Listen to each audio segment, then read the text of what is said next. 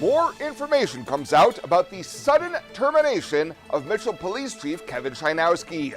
KNEB.TV News starts right now. From your trusted source for news in western Nebraska and eastern Wyoming, this is KNEB.TV News. Presented by Platte Valley Companies, premier provider of financial services. Hello, I'm Ryan Murphy. This is KNEB.TV News powered by Platte Valley Companies. Thanks for joining me. In our top story, a few more details have emerged following the January 4th firing of Mitchell Police Chief Kevin Chynowski. On Wednesday, Mayor Paul Morrell filed paperwork with the Nebraska Crime Commission indicating that Chynowski's termination was due to him being, quote, unable to meet agency standards. Now, sources have told KNEB News that the final dispute was a spat over officer scheduling and the immediate termination. The firing came just 1 month after Morrell and the newly elected council unanimously confirmed Chynowski to the post. Additionally, the city of Mitchell was required to notify the Crime Commission within 7 days about the termination, but failed to do so until 21 days later.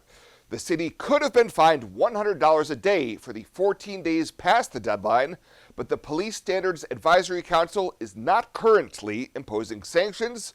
They've told KNEB News that they will be sending educational letters to the city instead. Well, the Western Community College Area Board of Governors were updated this week on the new strategic plan for the future of WNCC.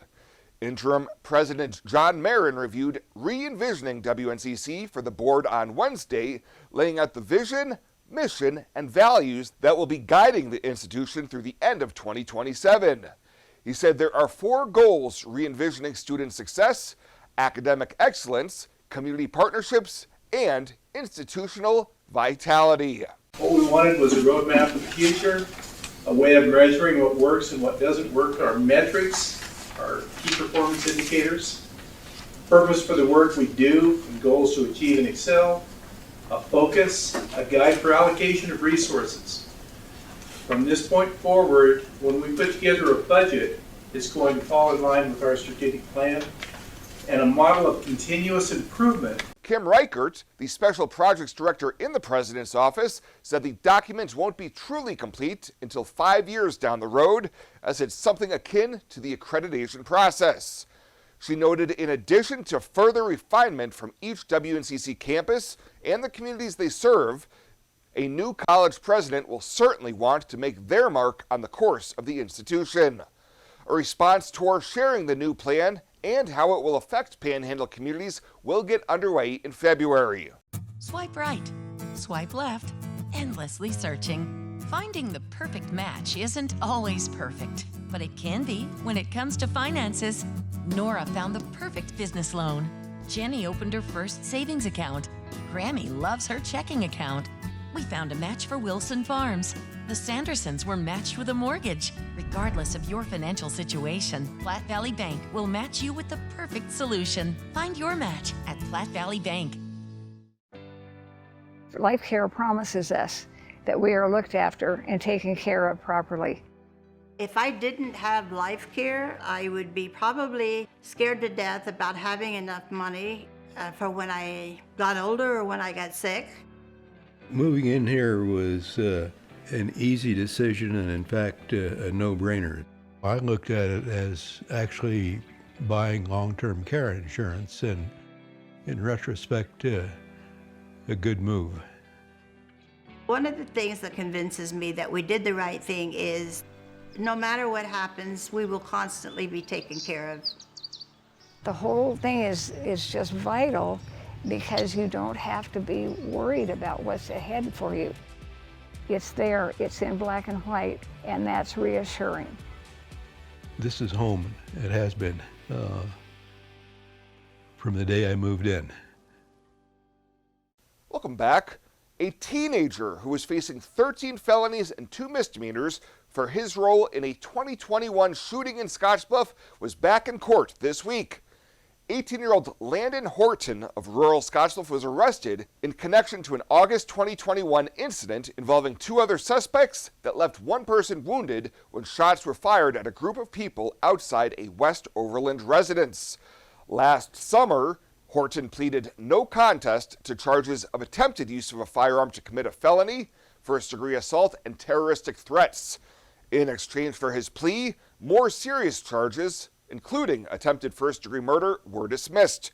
He was back in court this week following a 90-day mental health evaluation, and he'll be back in court again on March 1st for sentencing. Well, a Scottsbluff woman accused of selling meth and fentanyl during a 2021 Wing Drug Task Force operation has had her charges dismissed. 36-year-old Sheila Bolt had been charged with distribution of a controlled substance more than 28 grams but less than 140 grams of methamphetamine and distribution of heroin within 1,000 feet of a school. However, last week in district court, that case was dismissed as part of a larger plea deal involving several other cases. Bolt agreed to a plea no contest to charges of possession of a controlled substance and 3 shoplifting cases, and in exchange for her plea, all other current Scottsbluff County charges were dropped. She could face up to 2 years in prison when sentenced on March 9th. And the State Department of Labor announced this week that Nebraska's preliminary unemployment rate for December of 2022 is 2.6% seasonally adjusted. The rate is up 0.1% from the November rate of 2.5% and up 0.3% from December 2021's rate of 2.3%.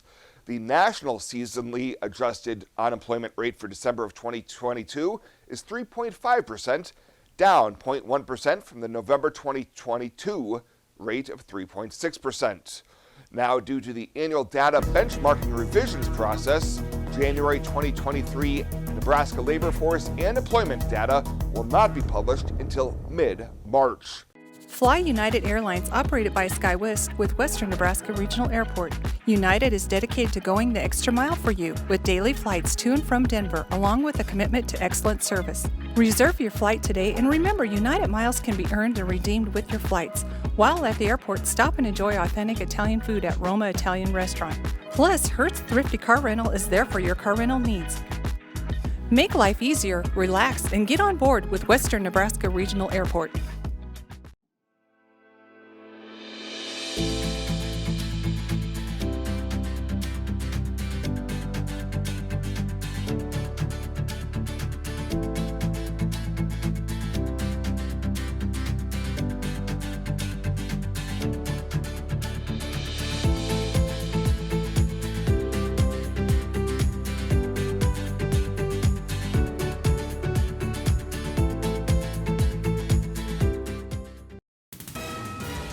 This is KNEB.TV weather from the KNEB Storm Center, your trusted source for weather. Well, we're going to start out with some scattered snow showers around here this evening. Temperatures falling into the 30s, the low 30s. May have a little bit of rain mix. If it hasn't switched over to snow, it should. And those snow showers are going to continue right on into the early morning hours tomorrow and really continue later tomorrow and into Sunday. That's when we're going to see more of the accumulating snow. Otherwise, very cold conditions Sunday and Monday, with temps finally moderating by the middle portions of the week. Winter storm warnings in Nebraska, here in the northeastern portions of the state, southeastern portions of South Dakota. That is the area where we have the heaviest snow at. Here closer to home, winter weather advisories up for Cherry over towards Sheridan, Dawes, Sioux, Goshen, Niobrara, Platte counties, and then the Elk Mountain area, the high country of Wyoming there under blizzard warnings, believe it or not. 34 yesterday after a morning low that was down as cold as 26. As far as precip goes, nothing yesterday. For the month, we're still an inch above normal. That's very nice. And snowfall totals still well above normal for the month and the season. Well, let's take a look here at precip chances over the next 7 days. And really tomorrow into Sunday is when we expect most of the snow to fall. And then we're going to be quieter for a period of time, maybe late Friday, an isolated chance at seeing some. And this is the good news. The winds have come down, and they're going to stay down into that 10 to 20 mile an hour range or less. That is good news. We've had such a blowing snow problem over the last couple of days. We're ready for some of that or the winds to turn down. These colder temps are coming. They're going to invade our area as we go through the evening and into tomorrow, and temps tomorrow are going to fall during the day. Still 30s out here for most of our area, and these temps are going to come down with that. And as you look at winds, they're calming, thankfully, under 5 to 10 miles an hour, gusts occasionally up to 20. That's enough to produce some snow. Wind chills in the 20s to near 30 degrees. Well, let's take a look here at the futurecast. We've got this snow. It's going to push off to the south, areas of snow showers. The system's going to pull away from us, and then we're going to be on the backside of it, and that's when we're going to continue to see these bands of snow through early tomorrow morning continue here across the region. Maybe a bit of a break and a lull in here. Otherwise, snow continues to get going tomorrow afternoon, into tomorrow evening, and into the nighttime hours, right on into early Sunday. Again, a possible another break again, only to see more snow redevelop for Sunday. Again, when we're going to be dealing with some decent accumulations here across the area. Lows overnight are in the teens to near 20. Highs tomorrow. These are morning highs that are going to be in the 20s, and teens will tumble after then. And the snowfall-wise, again, as we go clear through Sunday night, we're looking at maybe several inches in northern portions of the Panhandle, a good 2 to 5 inches, I think, in central portions of our area, and lesser amounts the further south you go. Forecast looks like this tonight. Snow showers developing after midnight, lows down around 20. For tomorrow, it's going to see snow during the day, occasional snow showers. Morning highs around 25. Temperatures will fall through the afternoon to near 15 degrees. And then our 7-day forecast, snow hangs around into Sunday. Cold temps Sunday, look at highs only near 10. Again, near 10 or so on Monday with lows below 0 there, both of those nights.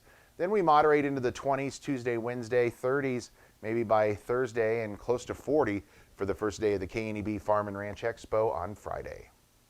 Logos in Gearing is the place to get all of your school spirit gear, personalized gifts, and promotional items for your business and employees, and banners for any special event. Logos is also the only place to stop for custom screen printing or embroidery. You can even design it yourself on their interactive website. Stop into Logos today. They'll design it, print it, and have it to you in no time. There's no job too big or small for Logos. That's Logos in Gearing. The Evergreen Credit Card by FNBO. Earn unlimited 2% cash back on every purchase. Every day. Everywhere. Never worry about expiring points or category restrictions. Plus, there's no annual fee. Only from the Great Big Small Bank. A bank ever ready for you to earn more, wherever life leads. Evergreen by FNBO.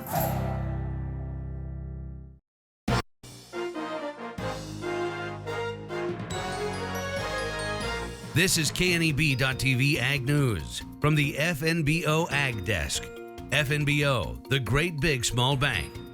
Today we're catching up with Pete McClymont. He's the Executive Vice President and Treasurer of the Nebraska Cattlemen. Pete, thanks for coming in. Thanks for having me. Let's talk about the year that it was, 2022. Plenty of challenges out there. I think when we look back on it, there's obviously several areas of challenges, but the one that rises to the top, in my memory, was the weather. I'm guessing the same is for your members as well. Exactly.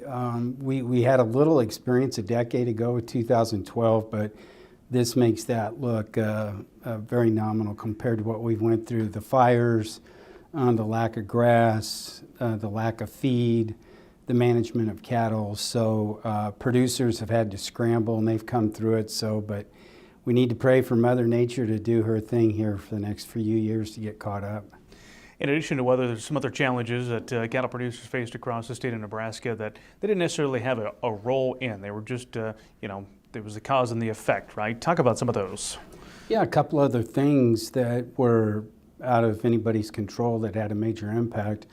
Early February, late February, we saw Russia invade Ukraine, and Ukraine is a very large producer of grains, especially wheat. So that had a huge ripple effect, not only on markets, but inputs, and so we're still dealing with that. And then, too, we're in a recession. I think everybody's getting comfortable saying that awful word, but as you look at all the things that are going on, it's having an impact. So producers are having to deal with things that are completely out of their control to stay viable and profitable. The markets sure have been interesting for cattle producers over the past few years. There's been some push in Congress to get that fixed. Did you see any progress on that in 2022?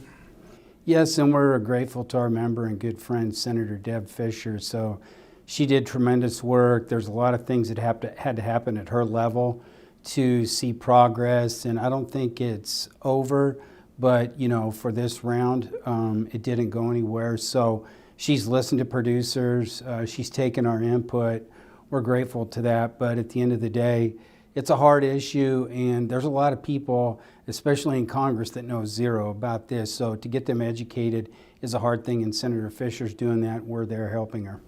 That was 2022. Let's turn here where we're at in 2023. What are some of the key things you think that are going to be impacting cattle producers and the Nebraska cattlemen here in the new year?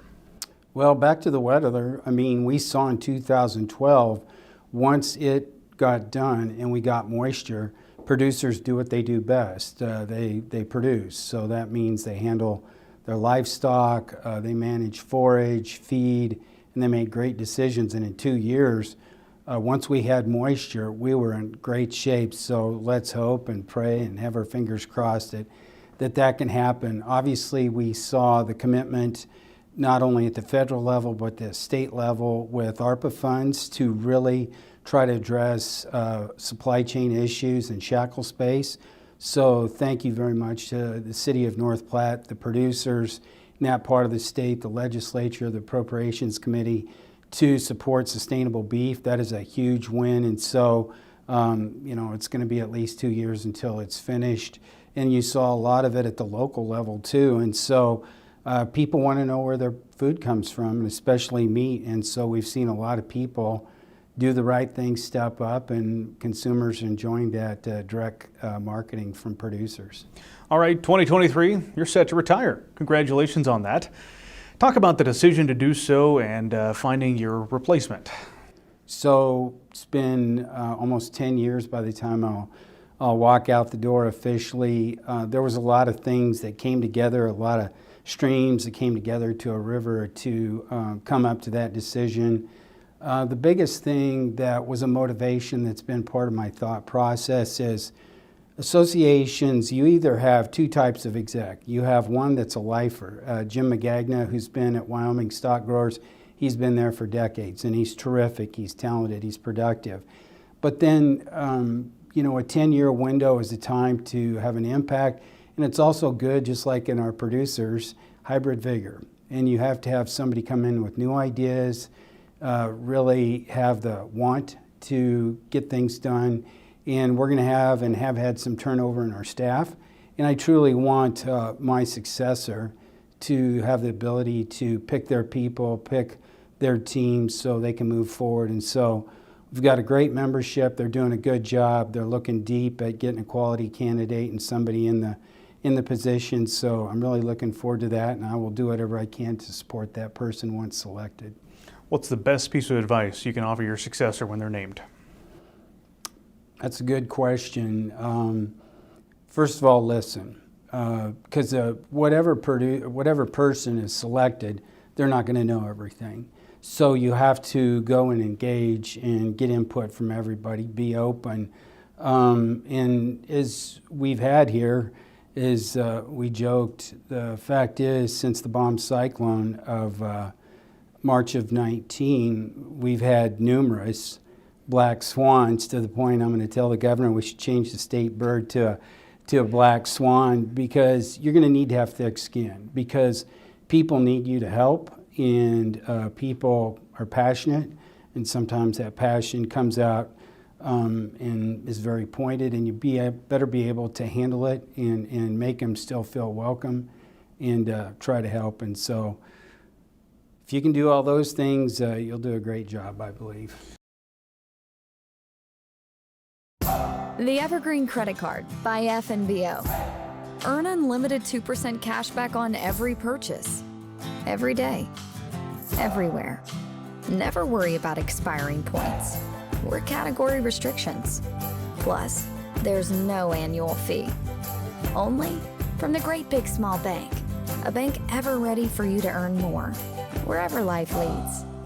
Evergreen by FNBO.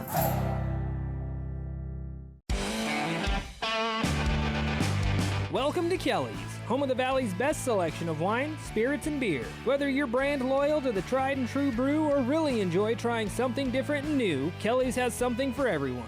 Family owned and operated and right on your way on West 27th Street in Scotts Bluff. Kelly's Liquor. If you can't find it at Kelly's, it's not worth drinking.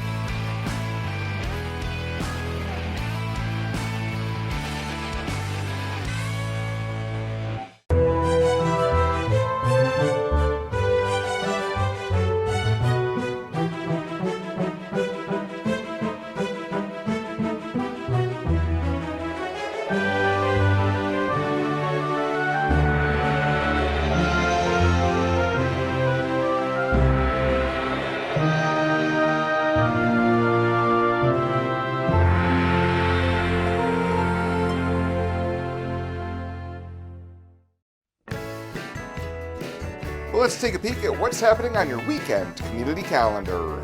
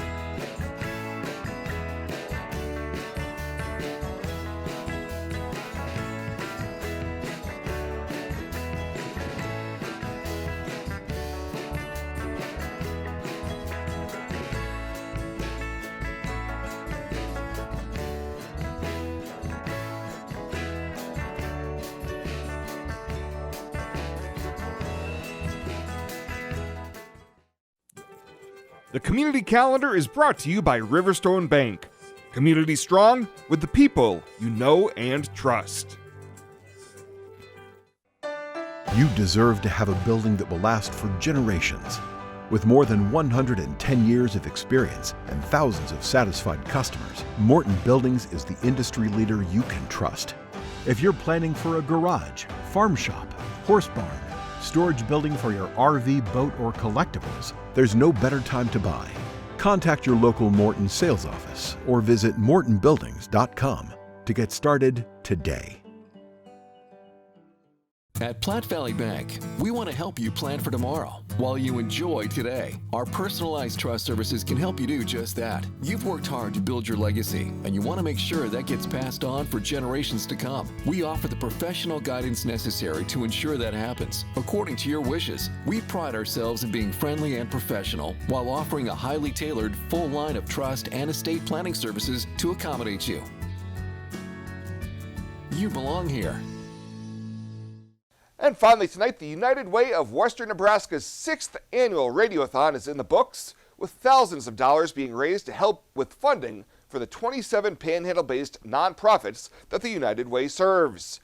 Executive Director Karen Benzel says all the money raised will stay local to the donors' respective communities. She adds this is the first year where nearly every radio station in the Panhandle joined forces to help spread the United Way's message, and explains how the change came to be. Last year's radiothon, Bill Boyer and I visited a little bit and thought, we could make it bigger, we could make it better, and we could just really expand and encompass our entire service area. And so it really sparked from the original idea of the radiothon. Originally it was KNB's Radiothon for United Way, and so we just thought, hey, let's rebrand it as United Way's Radiothon and come together with all the different area radio station partners from our entire service area. When all was said and done, $7,015.36 was raised during the 2023 United Way Radiothon. Well, that does it for us this time. Thank you so much for tuning in. Have a great weekend. We'll see you back here on Monday.